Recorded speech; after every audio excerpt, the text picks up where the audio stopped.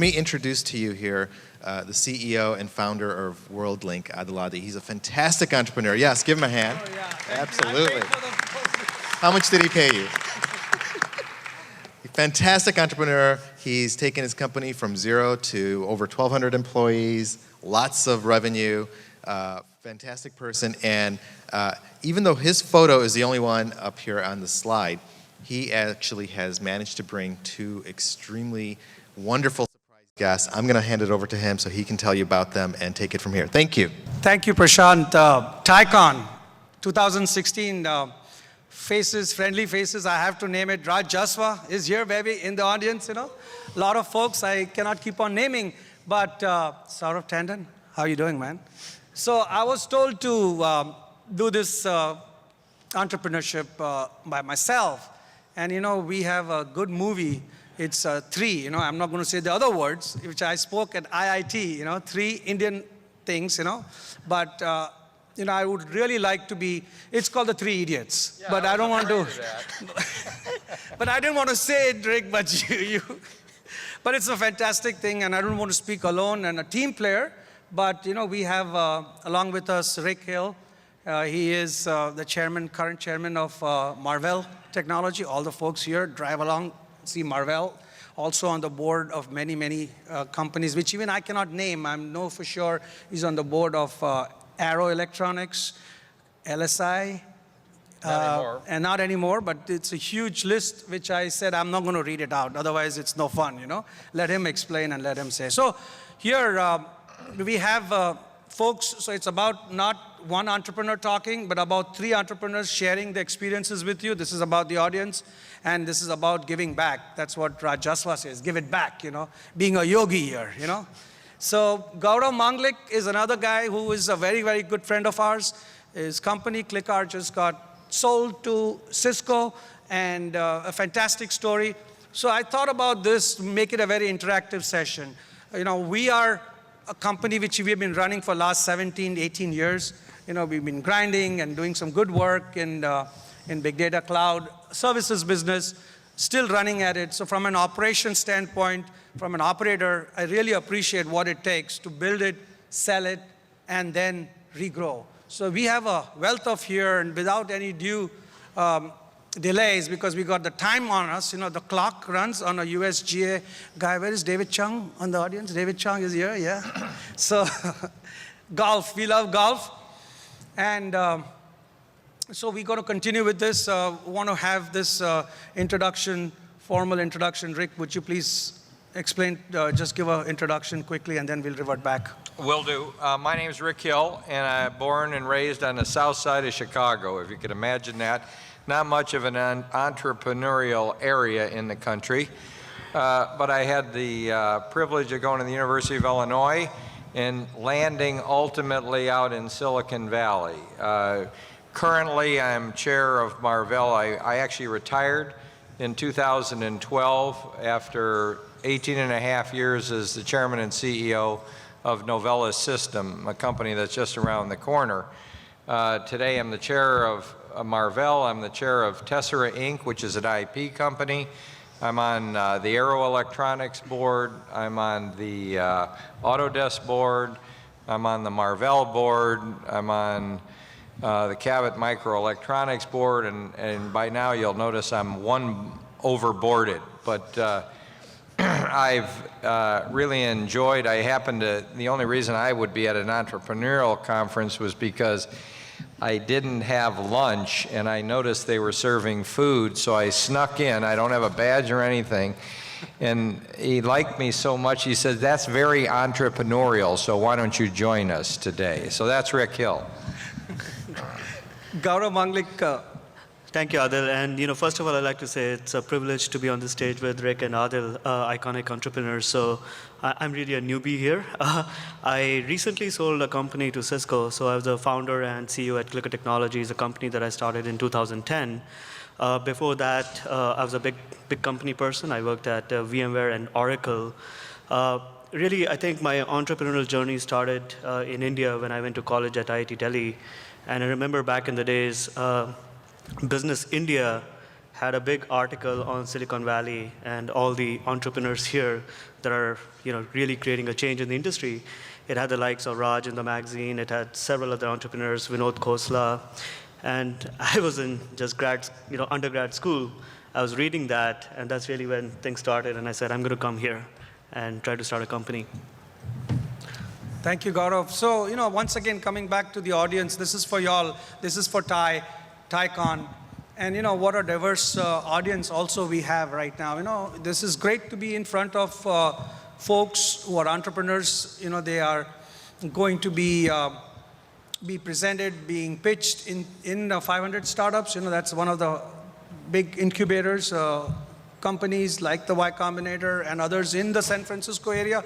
But also we have a diverse wealth in our audience with established VCs. So here is one side VCs, one side accelerators, incubators, whatever you call it, angels, super angels. So I don't know, I'm confused. So to erase that confusion, I said, I'm not going to prepare anything, Scott. Scott is our chief of staff. He says, Adil, what are you going to do? How is the structure?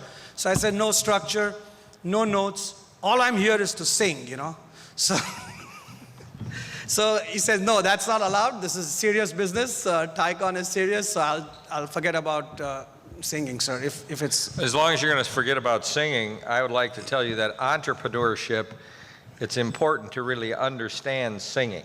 Okay. Okay. Then it's from Three Idiots, That's what I figured, Three Indian Idiots. That's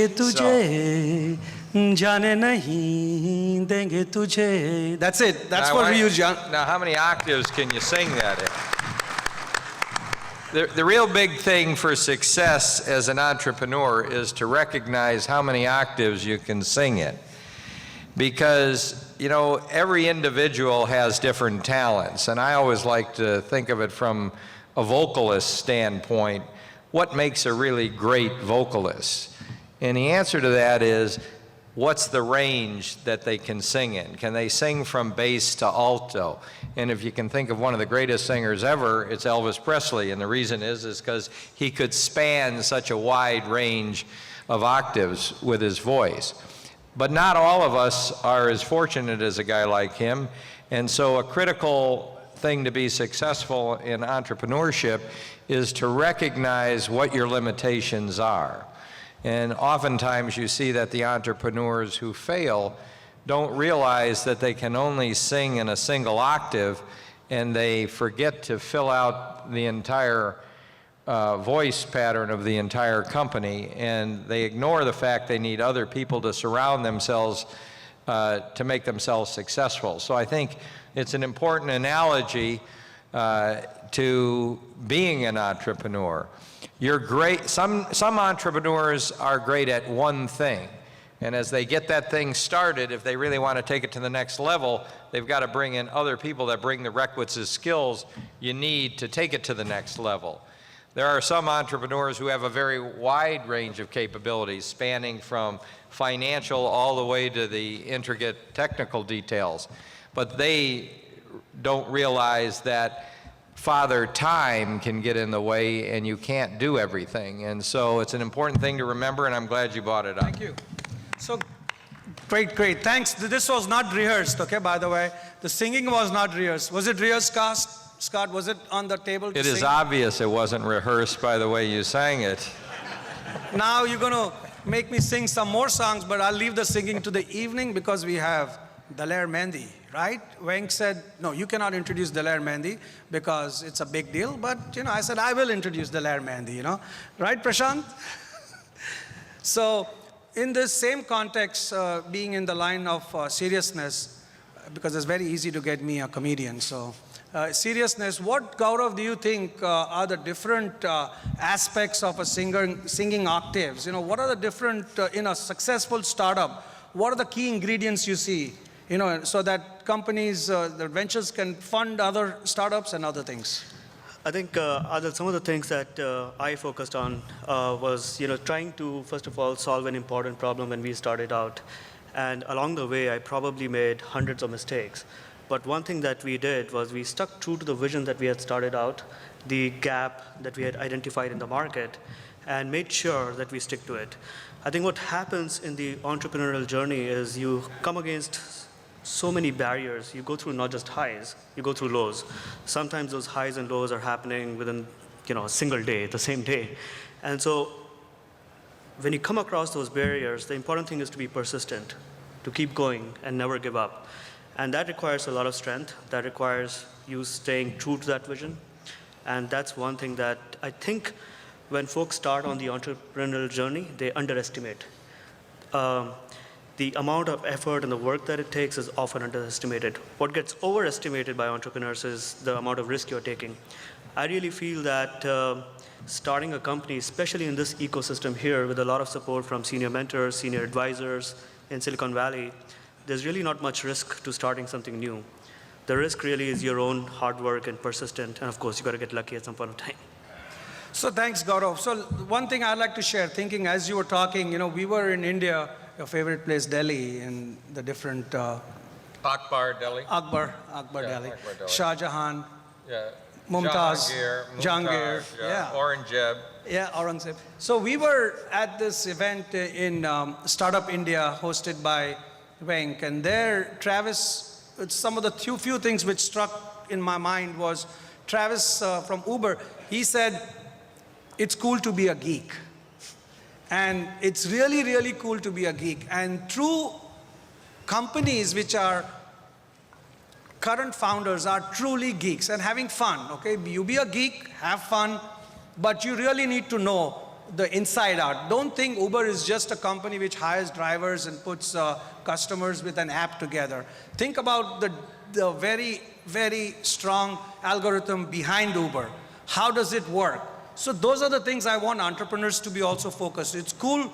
You have to start with somebody who has a very deep knowledge of coding and other things, but also we need some other marketing and some other people like me who don't understand coding, So how is the combination? Have you seen Rick, in your current thing, what's the current winning formula? You have a CEO who's customer facing, you have a good technologist in the company, and is that the ingredient for success? Well, I think the key ingredient for success is focus, especially as the company is smaller. The ability to focus and put a high density of talent on the most difficult problems. You certainly need a CEO, but does it have to be the best CEO in the world? No. But the people that are in the company have to have the knowledge, skills, and ability, a common vision, and a burning desire to succeed. I mean, without that, there are too many obstacles to overcome, and it becomes very, very difficult. Yep. But the differentiation of almost every successful startup is persistent. And I always, at one point in my career, I ran the venture capitaling arm of Tektronix. It was one of the first companies that really created a venture fund to invest in startups. And my day, and it was probably the job I loved the most, because every day was filled with listening to Entrepreneur's business plan. Mom, I'm almost done. Okay. But I'm listening to these business plans, and then I realized there was a very, very fine line between genius and idiocy. And my job was to figure out which was which, okay? And the thing about entrepreneurs is they are geniuses. They see what no one else can see. If you expect someone to take your idea as soon as you walk into the VC's office and him to say, gee, that's a great idea, well, you're going to be sadly disappointed, because if you're really, really creative, you've thought of something no one else has. And it takes mere mortals like me a longer time to be able to absorb the fact that is really, really a brilliant idea. And oftentimes, and I'll use the example of a relatively big company where you had the best entrepreneur you've ever seen, and that's Steve Jobs at Apple.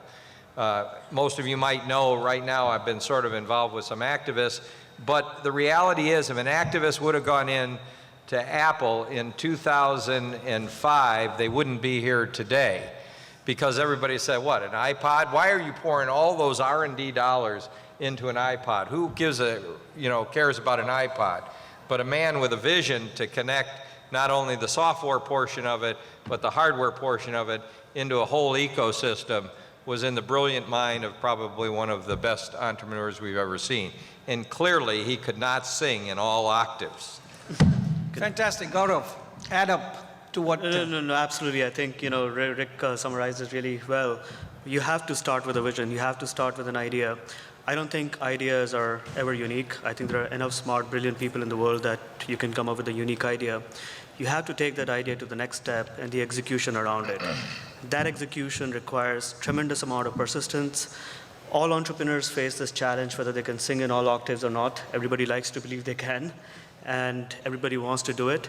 You have to make a call at the right time if you need to hire more people in your team who can fill the gaps, or you can go do it. There's always timing around that as well. Maybe you can do it up to a certain point of time, but beyond that, you need help. And all of that is truly in the interest of getting your vision, getting your idea to success, to scale. And that's really it. There's no more magic formula around it. Thanks. So one last, I think this light is going to turn red pretty soon and it's going to make annoying noise, and Rick will throw this away, Rick. So Rick, two questions. One is, the miniaturization. As we go forward, I'm sure the audiences would love to hear your quick take on future of semiconductors. Where is it going? Size matters?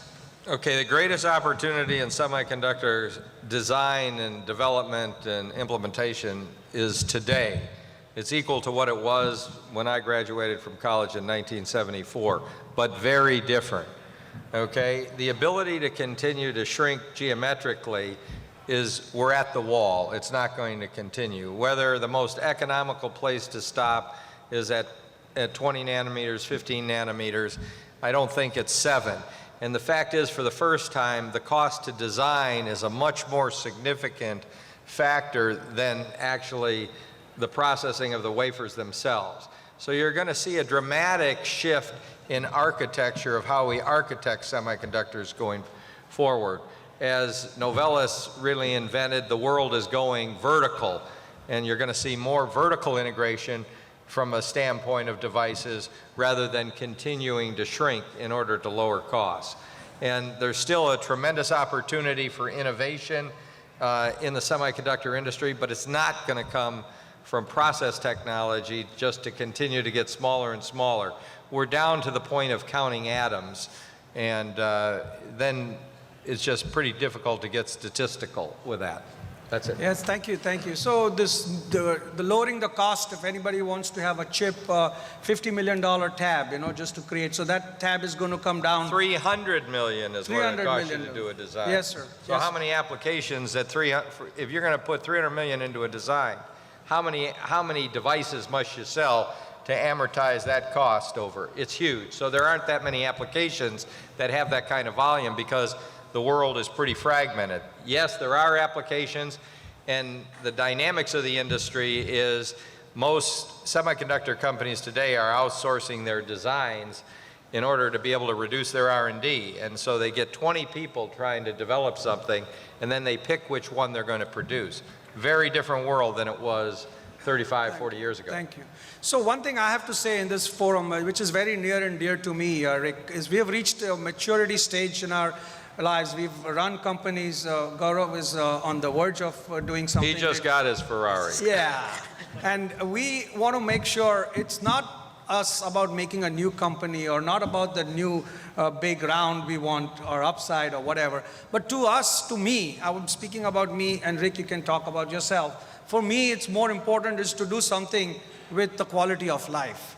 The quality of life is we have juice right now to work hard.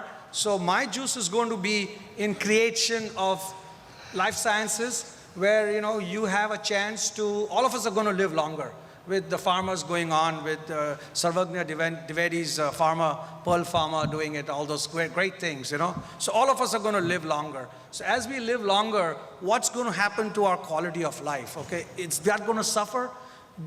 I don't want to be on a wheelchair at age long, 95 or whatever. I just want to improve that process, improve that quality, which when I reach there, or if I reach there, I want to be strong. I want to still walk out and see my son play golf. I want to still go on the golf course, enjoy myself. So I'm going to put all my focus and energy with the resources and wealth I have into that area of movement.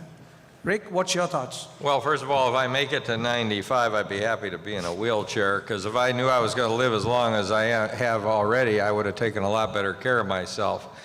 But clearly, quality of life is a key aspect going forward, and the life sciences is an area that's just beginning to, really extend our lives even further. I mean, we're on the cusp of having, cancer be nothing more than a very treatable disease, and not in such a painful method as it has been in the past. But in reality, from my standpoint, it's about helping people. I've been very, very fortunate. I came from a very poor existence to achieving things beyond my possible dreams, and I'm happy for it, and to the extent I can help others achieve it, I'm always happy to do that.